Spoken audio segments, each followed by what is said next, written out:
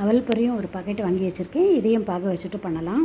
அதே நெல் பொரி மெத்தட்லேயே அவல் பொரிக்கும் இதே மாதிரி பாக வச்சுட்டு நம்ம பண்ணலாம். அதே வாண்டில் திருப்பி வேறு வாண்டில் இதெல்லாம் எடுக்க வேண்டாம். அதுலேயே அதுக்கு என்னென்ன சாமான் போட்டோமோ அதே மாதிரி போட்டு பண்ணுறேன். அவல் பொரியிலையும் வேர்க்கடலை கொப்பரையும் போட்டிருக்கேன். நெய்யும் விட்ருக்கேன் 2 ஸ்பூனு.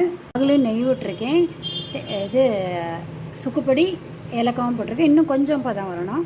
கெட்டியான அப்புறம் அதில் போட்டுவிட்டு பொரியில் போட்டுட்டு பிடிக்கலாம் அந்த அவல் பொரியை. அவல் பொரி இப்போ பதமாக ரெடியாக எடுத்து மாதிரி பிடிக்கிற மாதிரி வந்துடுத்து அந்த அவல் பொரியில் போட்டுட்டு பிடிச்சிடலாம். உருண்டையை சூப்பரான அவல் பொரி உருண்டையும் ரெடியாக எடுத்து ஒரு கூம்பு பருப்பு தேங்காய் மாதிரி ஒரு சாஸ்திரத்துக்கு பிடிச்சேன்.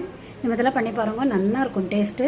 இது சுக்குப்பொடியும் ஏலக்காய் போட்டால் தான் டேஸ்ட்டு. இதுக்கு நெய் எல்லாமே கொஞ்சம் போட்டால் தான் டேஸ்ட்டு. இந்த மாதிரி பண்ணி பாருங்கள். கமெண்ட் பண்ணுங்கள், சப்ஸ்கிரைப் பண்ணுங்கள். தேங்க்யூ ஸோ மச் ஃபார் வாட்சிங்.